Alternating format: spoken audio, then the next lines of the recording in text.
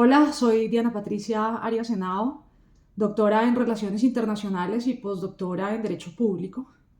Hoy les vengo a compartir una videocolumna para la revista digital Reacción con sede en París.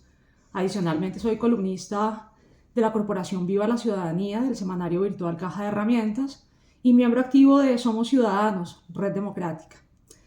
La columna se titula Soy Mancuso y con ego te acuso.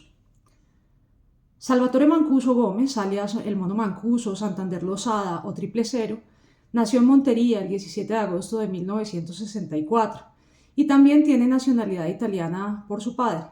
Estudió inglés en la Universidad de Pittsburgh, Pensilvania, y pasó unos semestres por la Universidad Javeriana, dejando atrás a sus compañeros tirasparquis para consolidarse como un despiadado narcomatón con poder político en Colombia. Fue comandante paramilitar, pero también fue policía cívico, ya que el mismo Estado colombiano lo carnetizó y lo uniformó a través de la Brigada 11 del Ejército para que entrara a las instalaciones militares como Pedro por su casa. Fue segundo al mando junto a Carlos Castaño de las autodefensas campesinas de Córdoba y Urabá, a las cuales ingresó en 1995. Igualmente comandó los sanguinarios bloques de Catatumbo y de Córdoba de las Autodefensas Unidas de Colombia, AUC, desde 1997. Su poder en las AUC fue tan grande que fungió como negociador y jefe de Estado Mayor de los paramilitares en el proceso diseñado por el gobierno de Álvaro Uribe Vélez, que a través del Pacto de Santa Fe de Ralito, firmado el 15 de julio de 2003, terminó sometiéndose al marco jurídico especial conocido como la Ley de Justicia y Paz, digamos el primer ensayo de justicia transicional colombiana. Según las versiones de aquel gobierno, más de 32.000 paramilitares se desmovilizaron, aunque se denunció que dicho proceso fue falso, y un buen indicio de ello es que el comisionado de paz del gobierno, Luis Carlos Restrepo, se encuentra prófugo de la justicia, así como las bandas criminales o el neoparamilitarismo infestaron a Colombia. Muchos sicarios y narcotraficantes se hicieron pasar por paras con el fin de conseguir los beneficios jurídicos del marco alternativo otorgado por Uribe, principalmente penas privativas no mayores a 8 años de prisión para criminales de lesa humanidad, descuartizadores de seres humanos, violadores, ladrones, narcotraficantes y verdaderos terroristas. Si bien el objetivo principal de Ralito, según lo comunicado al país, era conseguir la paz nacional y la recuperación del monopolio legítimo de la violencia mediante el fortalecimiento de la gobernabilidad democrática, lo que se consolidó fue la parapolítica, que traduce la imbricación de redes criminales en todas las instituciones colombianas que empezaron a gestarse desde una zona gris, compuesta por actores legales e ilegales, aliados en la consecución de sus intereses ilegítimos y abiertamente criminales. La parapolítica se adueñó con violencia y más corrupción de las jornadas electorales ya corruptas, de las ramas del poder público y de las fuerzas de defensa y seguridad. Estas alianzas entre parapolíticos, agentes del Estado, narcotraficantes, paramilitares y empresarios materializan la zona gris, un área en la cual la institucionalidad aparentemente democrática es usada para consolidar la ilegalidad. El Estado es capturado por los actores grises, blancos legales y negros ilegales, que a través del terror y los sobornos moldean la institucionalidad conforme los requerimientos de los agentes externos y non sanctos.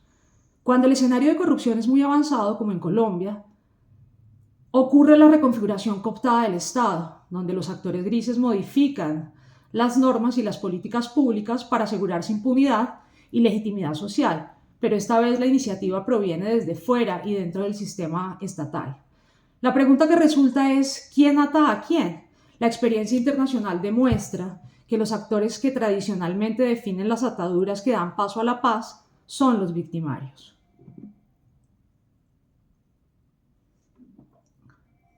Las AUC fueron funcionales a un Estado terrorista donde la criminalidad y la barbarie los unió como familia con la fuerza pública, incluso se llamaban entre sí primos. Los pobladores y víctimas manifestaban que no podían diferenciar qué tropas pertenecían al ejército y cuáles a las AUC, pues siempre estaban juntos. Mancuso, en audiencia única de verdad ante la Justicia Especial para la Paz, JEP, bien lo declaró. La fuerza pública y los paramilitares éramos una familia que luchaba junta contra el enemigo interno, refiriéndose a las guerrillas, pues la justificación para usar las armas y el terror, en principio, fueron los abusos de las organizaciones de extrema izquierda, así como la ostensible debilidad estatal para hacerles frente. Sus orígenes más cercanos se ubican en el Magdalena Medio, donde terratenientes y ganaderos eran vacunados u obligados a realizar pagos forzosos en pro de la lucha revolucionaria de las Fuerzas Armadas Revolucionarias de Colombia, EP, Ejército Popular, por lo que decidieron crear la Asociación de Agricultores del Magdalena Medio, más conocida como la ACDEGAM, involucrando campesinos a sus nuevos grupos de autodefensa, contando con la ayuda del ejército. Esta organización naciente de extrema derecha estaba liderada por personas con buena capacidad económica que no estaban dispuestos a ceder sus tierras ni sus riquezas, pero sí a expandirse territorialmente mediante el uso del terror, desbordados en ambición y en maldad. El paramilitarismo usó las armas del Estado y el dinero del narcotráfico creando un paraestado. Desplazaron y despedazaron a los pobladores, indígenas, maricones y mariconas. Estigmatizándolos de guerrilleros, consolidaron su poder local y regional, mientras la fuerza pública los resguardaba. Así, influenciaron los poderes políticos y el electorado, a las buenas, sobornos, o a las malas, masacres. Basta mencionar el genocidio que se cometió contra la Unión Patriótica a manos de los agentes del Estado y paramilitares, es decir, actores grises. Uribe, cuando fue gobernador de Antioquia, inseminó al país de paramilitarismo cuando dotó a civiles de armas legales entregadas por Indumil para el funcionamiento de las cooperativas de seguridad privada o asociaciones comunitarias de vigilancia rural, más conocidas como Convivir, que fueron avaladas en el gobierno de César Gaviria mediante el decreto 356 de 1994 y la resolución del 27 de abril de 1995 de la Superintendencia de Vigilancia y Seguridad Privada, las cuales tenían una doble función. Una era circular en la economía legal grandes cantidades de dinero sin importar su origen, y dos, el reclutamiento legal de ejércitos privados que estaban facultados para adquirir armas, uniformes, material de intendencia, municiones, transportes, equipos de entrenamiento militar y policial. Alcanzaron su nirvana violento en Urabá y en Córdoba. Algunas, como Papagayo, recibieron, según Mancuso, recursos de apoyo de al menos 200 empresas bananeras que otorgaban 3 centavos de dólar por cada producción diaria, que se repartían en partes iguales entre la SAUC, la Convivir y el Ejército, resultando millones de dólares entregados por empresas como Postobón, Bavaria, Coca-Cola, Ecopetrol, Fedegan, entre otras, que auspiciaron a los señores de la guerra. A finales de 1997 existían más de 400 Convivir. Ese mismo año la Corte Constitucional las declaró ilegales, pero las mismas pasaron a la clandestinidad mediante una metamorfosis que degeneró en grupos paramilitares y paracooperativas. Ya se ha comprobado el auspicio de compañías como British Petroleum, Chiquita Brands y Drummond en pro de su seguridad.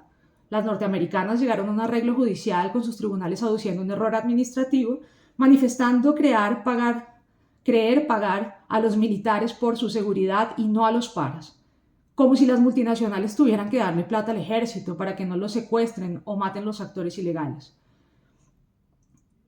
En los dos gobiernos de Uribe, el 80% del Congreso fue investigado por parapolítica y fueron condenados 55. Para el 2018 la lista ya llegaba a los 259 congresistas condenados y son cientos más los investigados. Lo peor, han heredado sus curules a la misma ralea que es elegida por las nuevas generaciones de la gente de bien en el país del Espíritu Santo. En el 2004, Mancuso dio un discurso en el mismo Congreso de la República y nuestros honorables congresistas aplaudieron fuertemente tras su cierre peculiar de Dios bendiga Colombia. Es claro que para aquella época el paramilitarismo era fielmente representado por sus aliados políticos y todos hacían pactos con el diablo. Usando listas negras, entregadas hasta por jueces y curas, fueron masacrando a los pobladores de vastas regiones colombianas. Contrataban músicos, violaban las mujeres, torturaban los hombres y mataban niños. Todo bajo el estúpido argumento de ser guerrilleros. Cuando preparaban y hacían sus fiestas de la muerte, la fuerza pública cooperaba en labores logísticas y les hacían anillos de seguridad para que pudieran masacrar a sus anchas. Llenaron al país de fosas comunes para esconder los cuerpos de los muertos que se confundían con los miles de falsos positivos, civiles asesinados por el ejército, que con un dictado paramilitar los disfrazaban principalmente como guerrilleros y los presentaban como victorias militares. Todo lo que no oliera a paramilitarismo era exterminado, incluso por la mera duda. Se estima que en Mapiripán hay más de 500 cadáveres, convirtiéndose en un auténtico campo de exterminio genocida. Un escenario completo de crímenes de guerra y de lesa humanidad.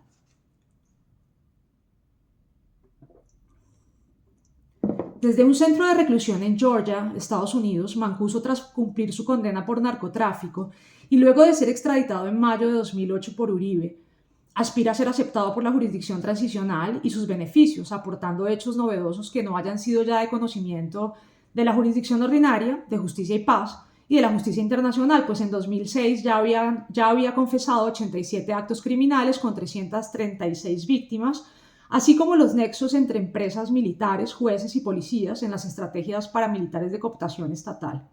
Es vox populi que la extradición de Mancuso no se debió al incumplimiento de los acuerdos de desmovilización, sino porque sus declaraciones en el marco de la Ley de Justicia y Paz estaban salpicando a los parapolíticos, entre ellos al mismo Uribe Vélez y sus círculos más cercanos. Por ejemplo, reiteró la solicitud de su vicepresidente Francisco Santos de crear un bloque paramilitar en Bogotá.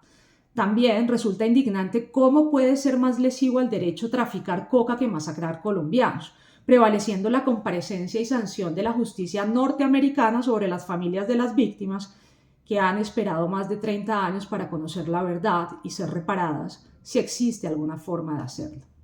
Mancuso es el orquestador de las más sangrientas masacres que ha sufrido Colombia, en cooperación con agentes del Estado y de la fuerza pública.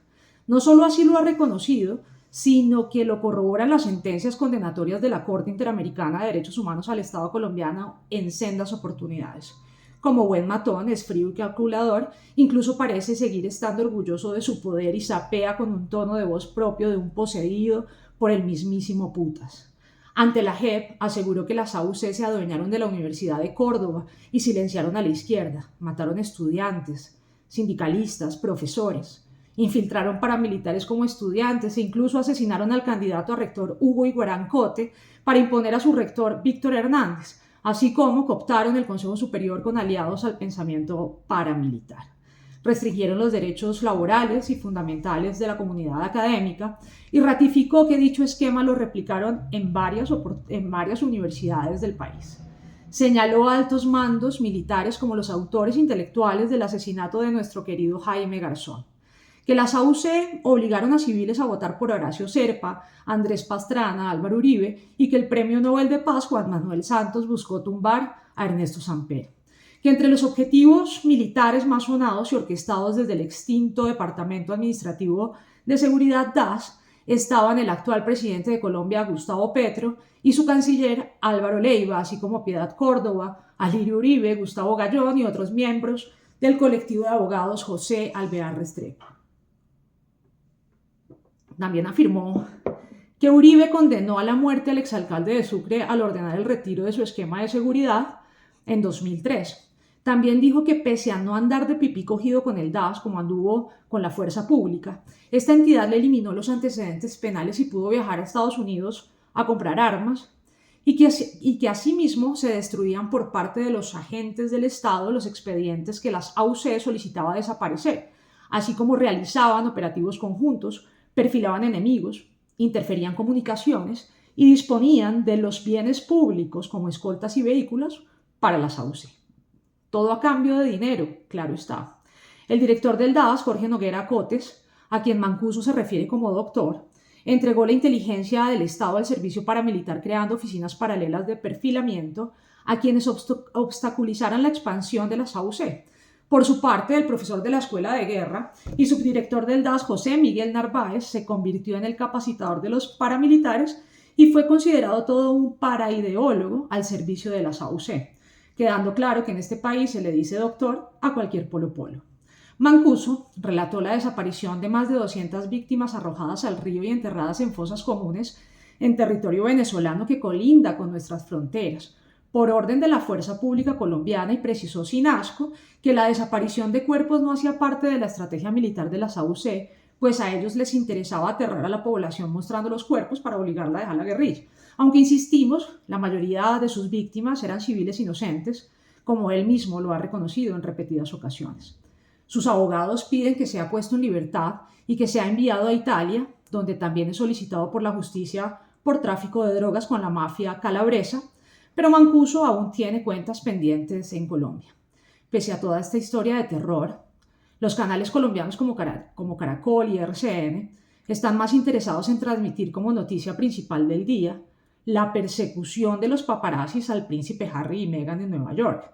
El chiste se cuenta solo, pero a algunos no nos da risa.